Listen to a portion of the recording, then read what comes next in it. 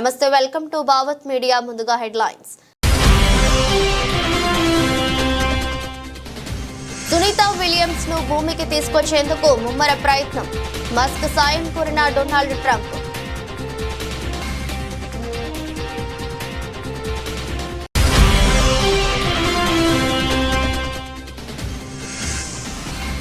Trump కీలక ప్రతిపాదన. అమెరికాలో ఆదాయపు పన్ను రద్దు.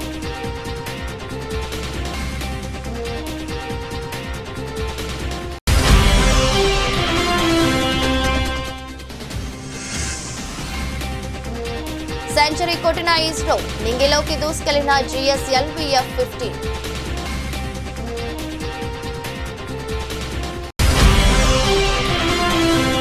ఇక వారానికి 4 రోజులే పని. బ్రిటన్లో 200 కంపెనీల్లో కీలక నిర్ణయం.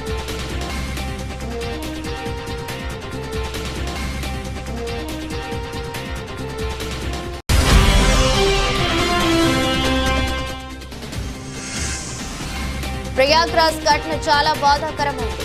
ఆవేదన వ్యక్తం చేసిన ప్రధాని మోదీ.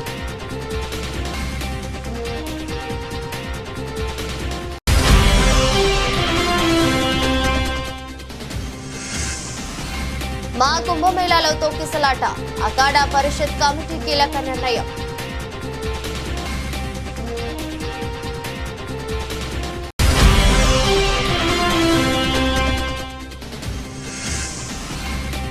ఢిల్లీ ఎన్నికల్లో BJP master plan. CM Chandrababu, Pawan Kalyan ప్రచారం.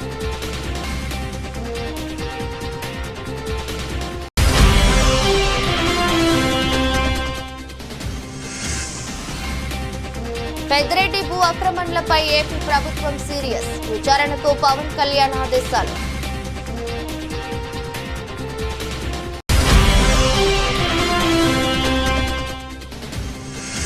ట్రాఫిక్ ఏసీపీపై నోరు పారేసుకున్న కాంగ్రెస్ ఎమ్మెల్యే మక్కాన్ సింగ్. నెట్టింట వైరల్ అవుతున్న వీడియో.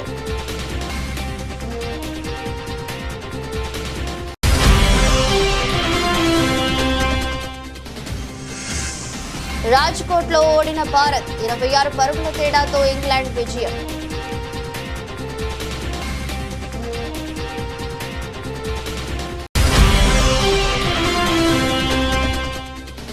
వెంకటేష్ సంక్రాంతికి వస్తున్నాం డబుల్ ఎంటర్టైన్మెంట్. ఓటీటీ వర్షన్ కు కొత్త హంగులు యాడ్ చేయనున్న movie team.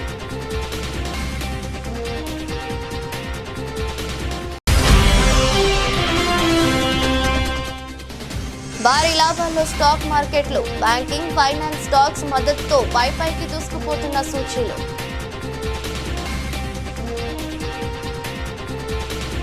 వ్యోమగాములు Sunitha Williams bush Wilmore వారం రోజుల మిషన్ కోసం వెళ్లి సాంకేతిక సమస్యల కారణంగా అంతర్జాతీయ అంతరిక్ష కేంద్రంలో చిక్కుకుపోయిన విషయం తెలిసిందే. అయితే వారిని సురక్షితంగా తిరిగి భూమిపైకి తీసుకొచ్చేందుకు అమెరికా అధ్యక్షుడు డొనాల్డ్ ట్రంప్ చర్యలు చేపట్టారు. ఈ మేరకు స్పేస్ ఎక్స్ అధినేత టెస్లా బాస్ ఎలాన్ మస్క్ సాయం కోరారు. అంతరిక్షంలో చిక్కుకుపోయిన వ్యోమగాములను తిరిగి భూమిపైకి తీసుకొచ్చేందుకు సాయం చేయాలని అధ్యక్షుడు డొనాల్డ్ ట్రంప్ తనను కోరినట్లు మస్క్ తాజాగా తెలిపారు. సాంకేతిక సమస్యల కారణంగా నెలలుగా ISS లో చిక్కుకుపోయిన వ్యోమగాములను తిరిగి భూమిపైకి తీసుకొచ్చేందుకు గత బైడెన్ ప్రభుత్వం ఎలాంటి చర్యలు చేపట్టలేదని విమర్శించారు. బైడెన్ ప్రభుత్వం నిర్లక్ష్యం కారణంగా వ్యోమగాములు నెలలుగా ISS లో చిక్కుకుపోవాల్సి వచ్చిందన్నారు. వారు అక్కడ అనేక ఇబ్బందులు ఎదుర్కోవాల్సి వస్తుందన్నారు.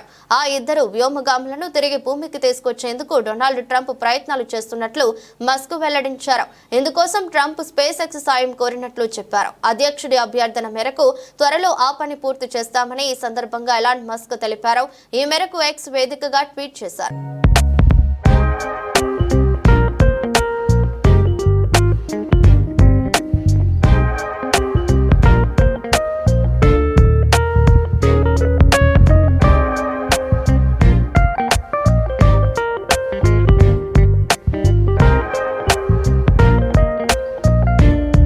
అమెరికా అధ్యక్షుడు డొనాల్డ్ ట్రంప్ ప్రజల నుంచి వసూలు చేస్తున్న ఆదాయపు పన్నును రద్దు చేయాలని సోమవారం ప్రతిపాదించారు.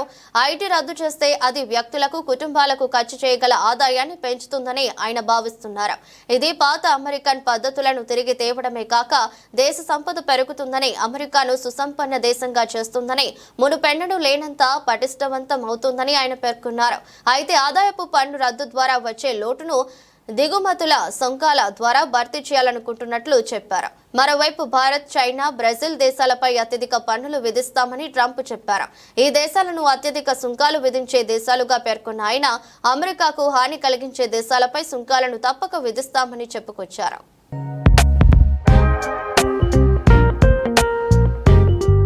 భారత్లో వారానికి 70 పని గంటలపై ఒక పక్క విస్తృతంగా చర్చ జరుగుతున్న వేళ బ్రిటన్లో దాదాపు 200 కంపెనీలు వారానికి 4 పని దినాల విధానాన్ని అమలు చేసేందుకు సంసిద్ధమవుతున్నాయి.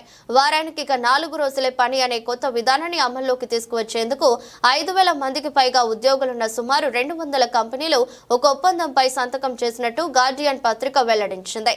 ది 4 డే వీక్ ఫౌండేషన్ చేపట్టిన ప్రచారానికి మార్కెటింగ్, టెక్నాలజీ కంపెనీలు, స్వచ్ఛంద సంస్థలతో సహా వివిధ రంగాలకు చెందిన అనేక కంపెనీలు మద్దతు తెలిపాయి. వారంలో 4 రోజుల పని విధానాన్ని అమలు చేస్తే ఉత్పాదకత మెరుగుపడుతుందని ఫౌండేషన్ తెలిపింది.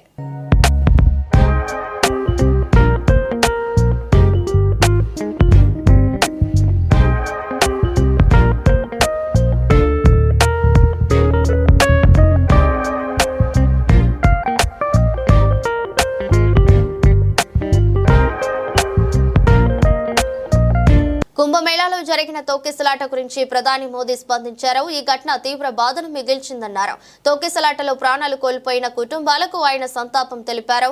బాధిత కుటుంబాలకు స్థానిక ప్రభుత్వం అన్ని రకాల సహాయం చేస్తుందన్నారు. యూపీ ప్రభుత్వంతో తాను నిత్యం టచ్ లో ఉన్నట్లు ప్రధాని వెల్లడించారు. గాయపడిన వారు త్వరగా కోలుకోవాలని ప్రార్థిస్తున్నట్లు తెలిపారు. త్రివేణి సంగమం వద్ద ఇవాళ తెల్లవారుజామున జరిగిన తొక్కిసలాటలో సుమారు 14 మంది మృతి చెంది ఉంటారని భావిస్తున్నారు. 50 మందికి పైగా గాయపడ్డారు. గాయపడ్డ వారికి స్థానిక ఆసుపత్రిలో చికిత్స అందిస్తున్నారు. मैं महाकुंभ में जो दुखद हादसा हुआ है, उस हादसे में हमें कुछ पुण्यात्माओं को खोना पड़ा है. मैं प्रभावित परिवारों के प्रति संवेदना व्यक्त करता हूं. साथियों,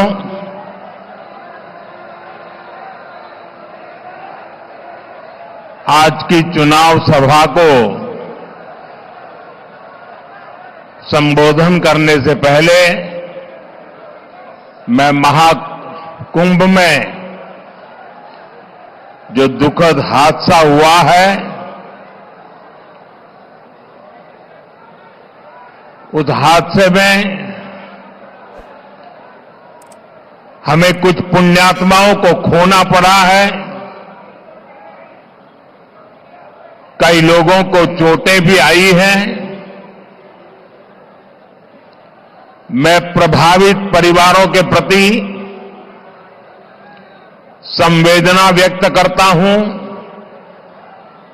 और घायलों के जल्द स्वस्थ होने की कामना करता हूं. मैं यूपी सरकार के साथ निरंतर संपर्क में हूं. मौनी अमावस्या की वजह से करोड़ों श्रद्धालु आज वहां पहुंचे हुए हैं. कुछ समय के लिए स्नान की प्रक्रिया में रुकावटें आई थी, लेकिन अब कई घंटों से सुचारू रूप से यात्री स्नान कर रहे हैं. मैं फिर एक बार उन परिवारजनों के प्रति अपनी संवेदना व्यक्त करता हूं. साथियों, दिल्ली का एक क्षेत्र यमुना जी के तट पर बसा है और इस इलाके में तो बाबा श्यामगिरी भी विराजते हैं.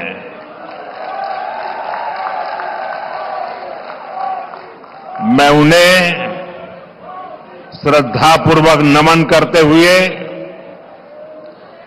आप सभी जनता जनार्दन को మా కుంభమేళాలో రెండో అమృత్ స్నానం ప్రారంభమైంది. ఇవాళ మౌని అమావాస్య కావడంతో ప్రయాగ్రాజ్ కు పెద్ద ఎత్తున భక్తజనం తరలివచ్చింది. తెల్లవారుజాము నుంచే త్రివేణి సంగమంలో భక్తుల పుణ్య స్నానాలు కొనసాగుతున్నాయి. కాగా అమృత స్నానం కోసం జనం ఒక్కసారిగా ఎగపడటంతో తొక్కిసలాట చోటు చేసుకుంది. 40 మందికి పైగా గాయాలైనట్లు అధికారులు తెలిపారు. గాయాలైన వారిని సెక్టార్ 2 ఆసుపత్రికి తరలించి చికిత్స అందిస్తున్నారు.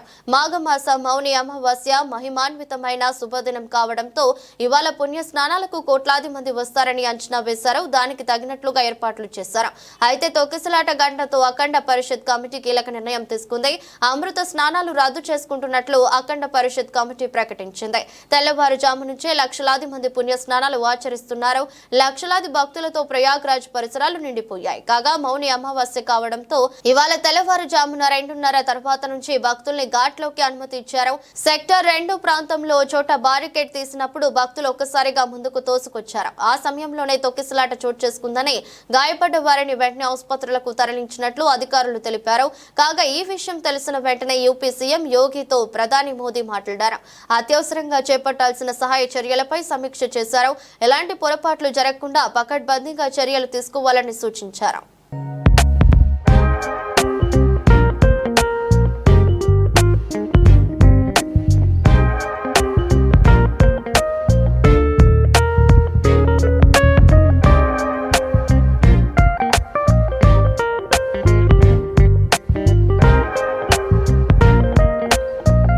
భారతీయ జనతా పార్టీ పలు రాష్ట్రాల్లో అవలంబించిన గెలుపు ఫార్ములాను ఢిల్లీ గల్లీలో అమలు చేయబోతోంది. ఏపీ సెంటిమెంట్ తో ఢిల్లీలో కూడా తిరుగులేని విక్టరీ కొట్టాలని భావిస్తుంది బీజేపీ అధిష్టానం. సార్వత్రిక ఎన్నికల ప్రభంజనం తర్వాత మహారాష్ట్రలో మహాయతి కూటమి ఘన విజయం సాధించింది. 132 స్థానాల్లో గెలిచి బీజేపీ అతిపెద్ద పార్టీగా అవతరించింది. ఈ ఫలితాలు మోదీకి ఎంతో శక్తినిచ్చాయి. విడిపోతే అంతర్ధానమైపోతాం, ఒకటిగా ఉంటే సురక్షితంగా ఉంటాం అనే నినాదాలతో పాటు బంగ్లాదేశ్ చొరబాటుదారుల సమస్యను బలంగా లేవనెత్తారు. వీటితో పాటు ఏపీలో కూటమి నేతల ప్రచారం బాగా కలిసొచ్చింది. ఇలా అన్ని కలిసి మహాయతి కూటమికి తిరుగులేని విజయాన్ని అందించాయి. ఎన్డీఏ సంఖ్య బలంలో కీలకంగా టీడీపీ, జనసేన వేర్వేరు రాష్ట్రాల్లో ఎన్డీఏ గెలుపు కోసం తమ వంతు పాత్రను పోషిస్తున్నాయి.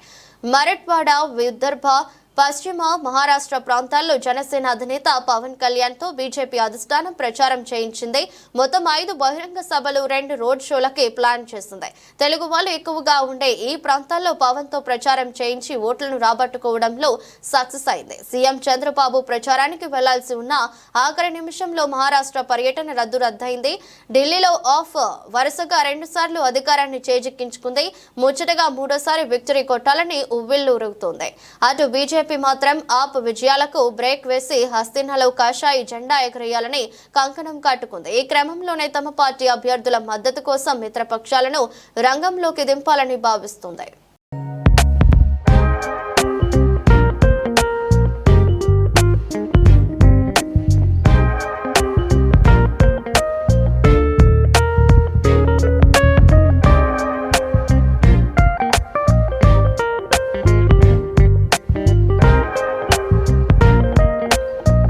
మాజీ మంత్రి వైసీపీ నేత పెద్దిరెడ్డి రామచంద్రారెడ్డి అటవీ భూముల కబ్జా వ్యవహారాన్ని ఏపీ ప్రభుత్వం సీరియస్ గా తీసుకుంది. భూ ఆక్రమణలపై విచారణకు ఏపీ డిప్యూటీ సీఎం అటవీ శాఖ మంత్రి పవన్ కళ్యాణ్ ఆదేశాలు జారీ చేశారు. చిత్తూరు జిల్లా పులిచెర్ల మండలం మంగళంపేట రెవెన్యూ గ్రామ పరిధిలోని 75 ఎకరాల అటవీ భూములను పెద్దిరెడ్డి కుటుంబం ఆక్రమించిందని కొద్ది రోజులుగా ఆరోపణలు వస్తున్నాయి. ఈ నేపథ్యంలో అటవీ శాఖ అధికారులతో పవన్ కళ్యాణ్ బుధవారం నాడు సమావేశమయ్యారు. అటవీ భూముల ఆక్రమణలు, అడవుల ధ్వంసంపై విచారణకు పవన్ కళ్యాణ్ ఆదేశించారు. దీనిపై విచారించి నివేదిక ఇవ్వాలని పీసీపీఎఫ్ కు సూచించారు. ఇదిలా ఉంటే పెద్దిరెడ్డి భూ ఆక్రమణలపై ఇప్పటికే రెవెన్యూ అధికారులు నివేదికలను సిద్ధం చేశారు. 75 ఎకరాల అటవీ భూములను అక్రమంగా పెద్దిరెడ్డి కుటుంబం పరిధిలో చేర్చడంపై ముఖ్యమంత్రి చంద్రబాబు నాయుడుకి ప్రాథమిక నివేదికను అందజేశారు. పుంగనూరు, తంబలపల్లి, రేణిగుంట మండలాల్లో రికార్డులు తారుమారు చేసి బినామీ పేర్లతో 100 ఎకరాలను ఆక్రమించినట్టుగా ఆరోపణలు కూడా ఉన్నాయి. వీటన్నిటిపై రెవెన్యూ శాఖ అధికారులతో కాసేపట్లో సీఎం చంద్రబాబు సమీక్ష సమావేశం నిర్వహించనున్నారు. పెద్దిరెడ్డి భూమాఫియాపై తీసుకోవాల్సిన చర్యలపై ఈ సమావేశంలో చర్చించే అవకాశం ఉంది.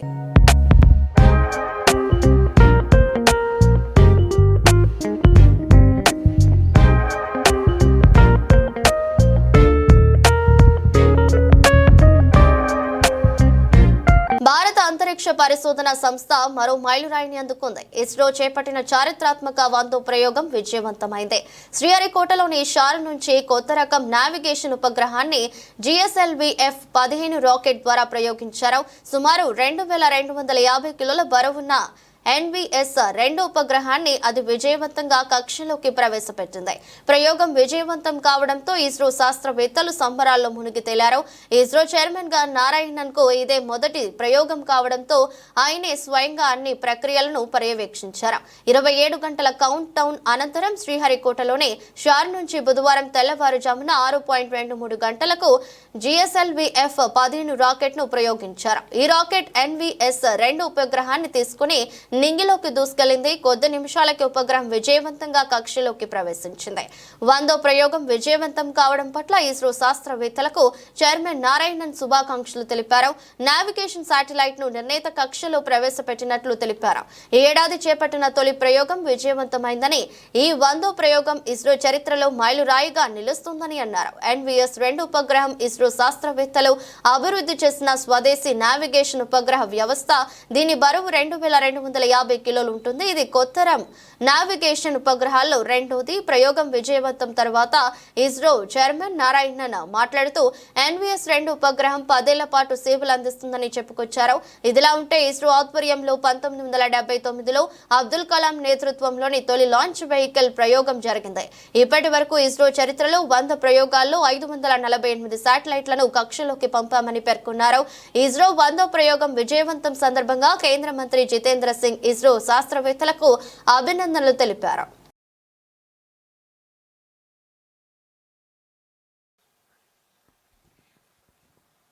कुछ ही क्षणों में L40 स्ट्रप-ऑन बूस्टर्स बंद हो जाएंगे और GS2 द्वितीय चरण का प्रज्वलन शुरू होगा. L40 stages thrust cutoff, second stage ignited, first stage separated, interstage separated, closed loop guidance initiated. Current altitude is 81 kilometers. We are 169 seconds into the flight. Second stage performance normal. जी हाँ, जैसा आपने सुना, प्रथम चरण के कार्यकाल के पश्चात उसे यान से पृथक कर दिया गया है तथा द्वितीय चरण जो कि तरल नोदक पर आधारित चरण है, इसका प्रज्वलन शुरू हो चुका है. यह लगभग 141 सेकंड का प्रज्वलन काल है. इस दौरान यह लगभग 846 किलोन्यूटन का प्रणोद उत्पन्न कर रहा है.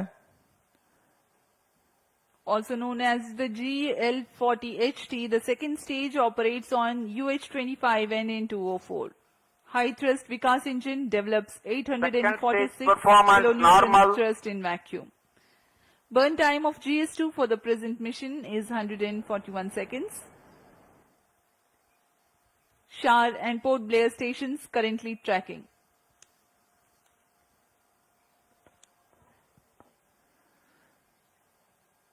द्वितीय चरण का प्रज्वलन जारी है. इसमें हाइपरगोलिक ईंधन का इस्तेमाल होता है. Payload fairing separated.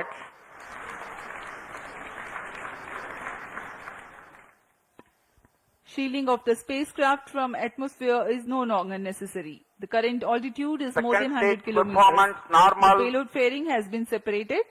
Shar and Port Blair ground stations continue to track. पूर्व निर्धारित तरीके से 115 किलोमीटर की ऊंचाई प्राप्त कर लेने के पश्चात తెలంగాణలో కాంగ్రెస్ పాలనలో ముఖ్యమంత్రి రేవంత్ రెడ్డి రాజ్యం నడుస్తుంది. ఇందుకు పెద్దపల్లి జిల్లాలో మంగళవారం జరిగిన ఘటన నిదర్శనంగా నిలుస్తుంది. రాష్ట్రాల పునర్వ్యవస్థీకరణ బిల్లులో భాగంగా తెలంగాణకు భారత ప్రభుత్వం 2400 మెగావాట్ల విద్యుత్ ప్రాజెక్టుకు శ్రీకారం చుట్టింది. ఇందులో భాగంగా మొదటి విడతలో 800 మెగావాట్ల విద్యుత్ ఉత్పత్తి కేంద్రాన్ని ప్రారంభించగా మరో 800 మెగావాట్ల విద్యుత్ ఉత్పత్తి కోసం ప్రాజెక్టును నిర్మించనుంది. ఇందులో భాగంగా Telangana super thermal power project phase 2 పర్యావరణ ప్రజాభిప్రాయ సేకరణ కార్యక్రమాన్ని మంగళవారం పెద్దపల్లి జిల్లా రామగుండంలోని జ్యోతినగర్ జిల్లా పరిషత్ ఉన్నత పాఠశాల ఆవరణలో నిర్వహించారు. ఈ పర్యావరణ ప్రజాభిప్రాయ సేకరణకు దాదాపుగా 800 మంది వరకు పోలీసులను మోహరించారు. పెద్ద ఎత్తున పోలీసు పహార నడుమ ప్రజాభిప్రాయ సేకరణను పూర్తి చేయగా కార్యక్రమం ప్రారంభానికి ముందే రామగుండం మాజీ ఎమ్మెల్యే కోరుకంటి చందర్ను అరెస్ట్ చేసి మంచిర్యాల జిల్లా జైపూర్ పోలీస్ స్టేషన్ కు తరలించగా బీఆర్ఎస్ పార్టీకి చెందిన వందల మంది నాయకులు కార్యకర్తలను ఎక్కడికక్కడ హౌస్ అరెస్టులు చేశారు. అయితే ఇదే కార్యక్రమంలో పాల్గొనేందుకు వచ్చిన రామగుండం ఎమ్మెల్యే పెద్దపల్లి జిల్లా కాంగ్రెస్ పార్టీ అధ్యక్షుడు మక్కాన్ సింగ్ రాజ్ ఠాకూర్ తో పాటుగా ఆయన అనుచరులు పోలీసులపై తిరుగుబడ్డారు.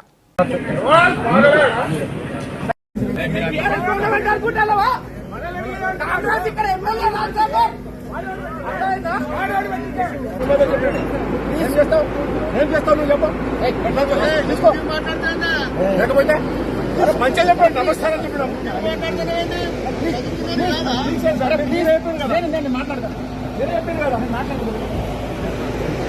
తప్పు చేస్తే మాట్లాడాలి. మనం మా తప్పు మాట్లాడతాను అలా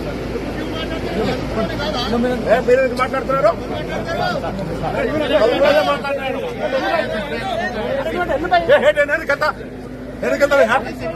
మాట్లాడుతున్నా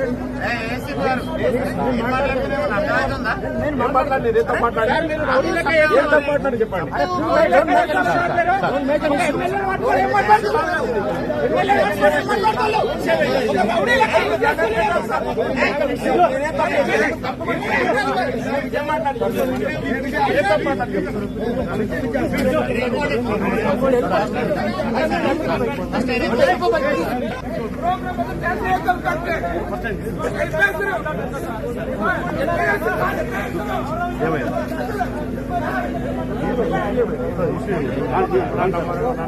ప్లీజ్ సార్ సార్ రండి సార్ సార్ సార్ సార్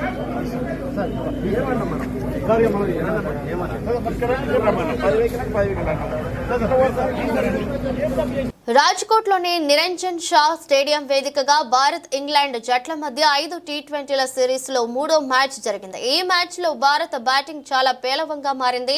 దీని కారణంగా ఇంగ్లాండ్ జట్టు సిరీస్ లో పునరాగమనం చేయడంతో విజయవంతమైంది. సిరీస్ లో తొలి 2 మ్యాచ్ల్లో ఇంగ్లాండ్ ఓటమి చవి చూడాల్సి వచ్చింది. అయితే రాజ్కోట్ లో విజయం సాధించి సిరీస్ ను 1-2 కు చేర్చింది. ఈ మ్యాచ్ లో ఇంగ్లాండ్ చాలా పొదుపుగా బౌలింగ్ కనిపించింది. భారత బ్యాట్స్మెన్ పరుగులు చేసేందుకు ఎంతో కష్టపడ్డారు. ఈ మ్యాచ్ లో టాస్ గెలిచిన టీమిండియా ముందుగా బౌలింగ్ ఎంచుకుంది. అలాంటి పరిస్థితుల్లో ఇంగ్లాండ్ జట్టు తొలుత బ్యాటింగ్ కు దిగింది. దీంతో ఈ మ్యాచ్ లో భారీ స్కోరును నమోదు చేసింది. ఈ మ్యాచ్ లో ఓపెనర్ బెన్ డకెట్ తన జట్టుకు అతిపెద్ద ఇన్నింగ్స్ ఆడాడు. అతను 28 బంతుల్లో 7 ఫోర్లు 2 సిక్సర్లతో 51 పరుగులు చేశాడు. లియామ్ లివింగ్స్టన్ కూడా 24 బంతుల్లో 43 పరుగులతో తుఫాను ఇన్నింగ్స్ ఆడాడు. ఈ సమయంలో లియామ్ లివింగ్స్టన్ 1 4 5 సిక్సర్లు బాదాడు. అదే సమయంలో ఆదిల్ రషీద్ మార్క్ ఫుడ్ కూడా 10 పరుగులతో కీలక సహకారాన్ని అందించారు. మరోవైపు వరుణ్ చక్రవర్తి టీమిండియా తరపున అత్యంత విజయవంతమైన బౌలర్. ఈ మ్యాచ్ లో వరుణ్ చక్రవర్తి తన 4 ఓవర్ స్పెల్ లో 6 ఎకనామీతో 24 పరుగులు మాత్రమే ఇచ్చి 5 బ్యాట్స్మెన్లను పెవిలియన్ చేర్చాడు. హార్దిక్ పాండ్యా కూడా 2 బ్యాట్స్మెన్లను అవుట్ చేయగలిగాడు. వీరితో పాటు రవి బిష్నోయ్, అక్షర్ పటేల్ ఒక విజయం సాధించారు.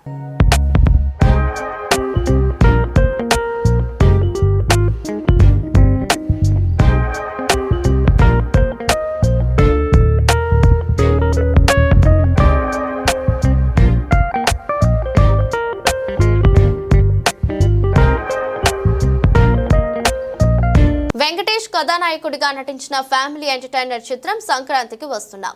మీనాక్షి చౌదరి, ఐశ్వర్య రాజేష్ నాయకులుగా నటించిన ఈ చిత్రానికి అనిల్ రావిపూడి దర్శకుడు. ఈ సంక్రాంతికి ప్రేక్షకుల ముందుకొచ్చి ఈ చిత్రం ఫ్యామిలీ ఎంటర్టైనర్ గా బిగ్గెస్ట్ బ్లాక్ బస్టర్ విజయం సాధించింది. నాన్ స్టాప్ ఎంటర్టైన్మెంట్ గా రూపొందిన ఈ చిత్రం ఇప్పటి వరకు 250 కోట్ల గ్రాస్ ను, సుమారుగా 130 కోట్ల షేర్ ను వసూలు చేసింది. ఓవర్సీస్ లో కూడా ఈ చిత్రం సరికొత్త రికార్డులను నెలకొల్పింది. ఈ చిత్రంలో ఉన్న కామెడీపై కొన్ని విమర్శలు వచ్చినప్పటికీ ప్రేక్షకులు మాత్రం చిత్రానికి బ్రహ్మరథం పట్టారు. ముఖ్యంగా ఫ్యామిలీ ఆడియన్స్ నుంచి ఈ చిత్రానికి మంచి ఆదరణ దక్కింది. ఇప్పటికీ థియేటర్స్ లో మంచి వసూలు రాబడుతున్న ఈ చిత్రం ఫిబ్రవరి ప్రథమార్థంలో ఓటీటీలో రాబోతున్న న్యూస్ మేకర్స్ ను కంగారు పెట్టింది. ఈ చిత్రం ఓటీటీ హక్కులను G5 సంస్థ దక్కించుకుంది. ముందు చేసుకున్న ఒప్పందం ప్రకారం ఈ చిత్రం ఫిబ్రవరి 2వ వారంలో స్ట్రీమింగ్ అవ్వాలి. కానీ సినిమాకు వస్తున్న అనూహ్య స్పందనను దృష్టిలో పెట్టుకుని ఓటీటీ స్ట్రీమింగ్ డేట్ ను మార్చామని నిర్మాతలు రిక్వెస్ట్ చేస్తున్నారు.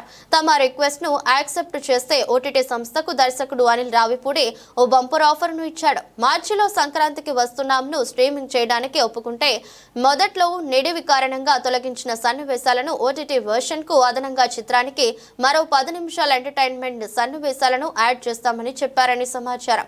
దీనిపై ఓటీటీ సంస్థ నిర్ణయం మాత్రం పెండింగ్ లో ఉంది. సినిమాలో హిలేరియస్ కామెడీని పండించిన బాలనటుడు బొలిరాజు సన్నివేశాలు కూడా ఈ అదనపు 10 నిమిషాల నిడివిలో ఉంటాయని అన్నారు. ఇంకేముంది, సంక్రాంతికి వస్తున్నాం ఓటీటీ వెర్షన్ మరింత వినోదం అందించడానికి రెడీ అవుతుంది.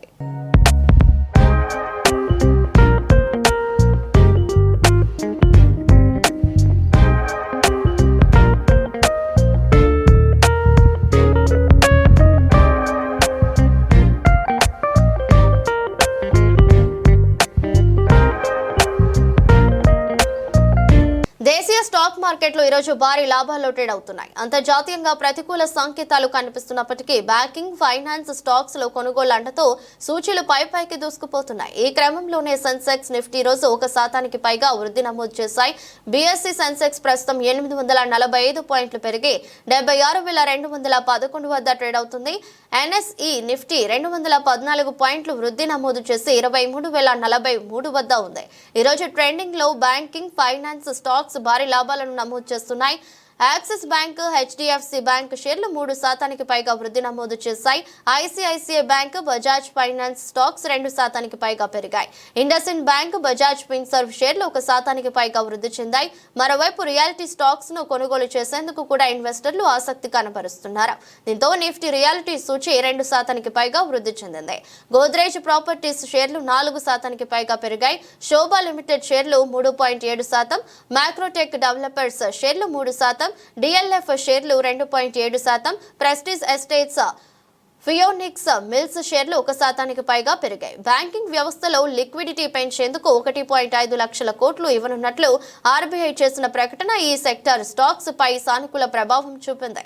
దీంతో ప్రైవేటు బ్యాంక్ స్టాక్స్ ఈ రోజు పాజిటివ్ గా ర్యాలీ చేస్తున్నాయి. SU banking stock union bank of India షేర్లు 5% పైగా వృద్ధి నమోదు చేశాయి.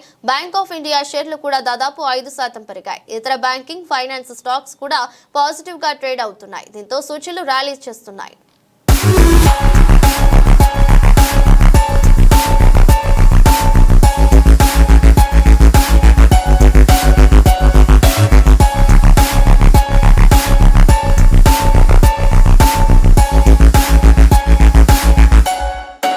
వార్తలు ముగించే ముందు మరోసారి హెడ్లైన్స్. సునీతా విలియమ్స్ ను భూమికి తీసుకొచ్చేందుకు ముమ్మర ప్రయత్నం, మస్క్ సాయం కోరిన డొనాల్డ్ ట్రంప్.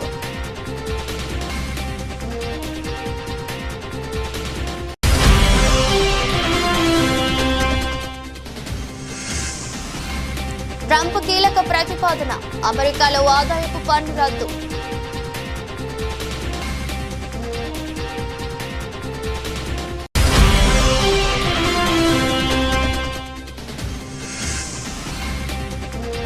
సెంచరీ కొట్టిన ఇస్రో, నింగిలోకి దూసుకెళ్లిన GSLV F-15.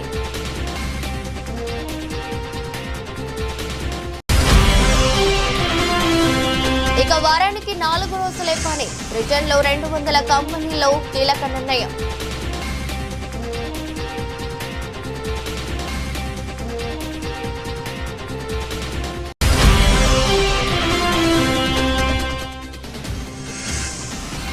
ప్రయాగ్రాజ్ ఘటన చాలా బాధాకరమైంది, ఆవేదన వ్యక్తం చేసిన ప్రధాని మోదీ.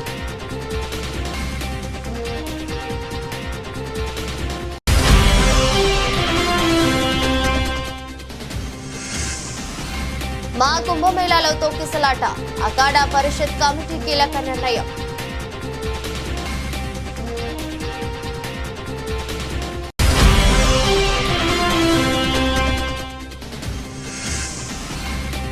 ఢిల్లీ ఎన్నికల్లో BJP master plan, CM Chandrababu, Pawan Kalyan ప్రచారం.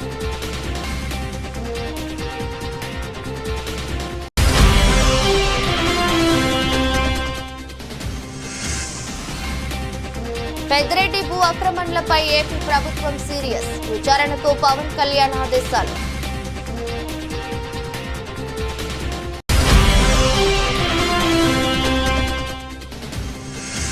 ట్రాఫిక్ ఏసీపీపై నోరు పారేసుకున్న కాంగ్రెస్ ఎమ్మెల్యే మక్కాన్ సింగ్. నెట్టింట వైరల్ అవుతున్న వీడియో.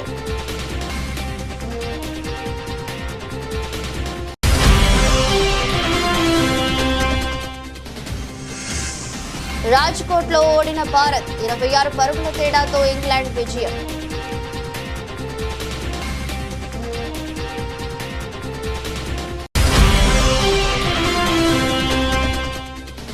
వెంకటేష్ సంక్రాంతికి వస్తున్నాం డబుల్ ఎంటర్టైన్మెంట్. ఓటీటీ వర్షన్ కు కొత్త హంగులు యాడ్ చేయనున్న మూవీ టీం.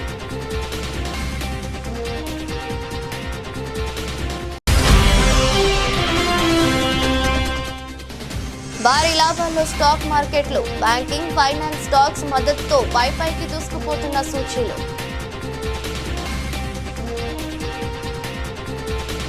ఇది రోజు బులెటిన్. మరో బులెటిన్లో మళ్ళీ కలుద్దాం.